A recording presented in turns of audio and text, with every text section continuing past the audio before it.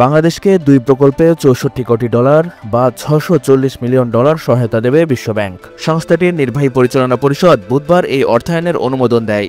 আর বৃহস্পতিবার 19 জুন বিশ্বব্যাংক এক সংবাদ বিজ্ঞপ্তিতে এ তথ্য জানিয়েছে। প্রকল্প দুটি হল বাংলাদেশে গ্যাস সরবরাহ অবকাঠামো উন্নয়ন ও বায়ুমান উন্নয়ন। বিশ্বব্যাংকের বাংলাদেশের অন্তর্বর্তীকালীন কান্ট্রি ডিরেক্টর গেইল মার্টিন জানান,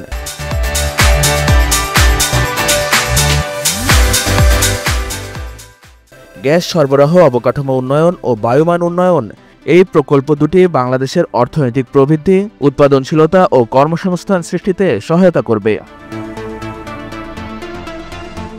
জ্বালানি খাতের নিরাপত্তা বৃদ্ধি প্রকল্পে $350 মিলিয়ন সহায়তা দেবে বিশ্বব্যাংক। এই অর্থ দিয়ে রাষ্ট্রায়ত্ত প্রতিষ্ঠান পেট্রোবাংলা সাশ্রয়ী শর্তে অর্থায়নের সুযোগ পাবে।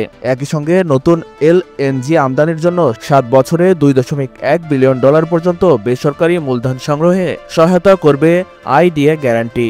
এর ফলে ব্যয়বহুল স্পট মার্কেটের উপর নির্ভরতা কমবে। অন্যদিকে বায়ু দূষণ মোকাবেলায় বাংলাদেশ ক্লিন এয়ার প্রজেক্টে $290 মিলিয়ন সহায়তা দেবে বিশ্বব্যাংক। প্রকল্পটি ঢাকা সহ নগর এলাকায় সূক্ষ্ম বায়ুকণার মাত্রা কমাতে বিভিন্ন পদক্ষেপ নেবে। এই প্রকল্পের আওতায় পরিবেশ অধিদপ্তরের বায়ুমান পর্যবেক্ষণ ব্যবস্থা উন্নত করা হবে। পাশাপাশি শিল্পখাতের নির্গমন পর্যবেক্ষণের জন্য রিয়েল টাইম মনিটরিং চালু করা হবে। যানবাহনের নির্গমন নিয়ন্ত্রণে 400টি বৈদ্যুতিক বাস চালু, নতুন যানবাহন পরিদর্শন কেন্দ্র স্থাপন, পুরাতন কেন্দ্র আধুনিকীকরণ এবং 20টি মোবাইল নির্গমন পরীক্ষা ইউনিট স্থাপন করা হবে। স্বাধীনতার পর থেকে বাংলাদেশের অন্যতম উন্নয়ন অংশীদার হিসেবে কাজ করছে বিশ্বব্যাংক।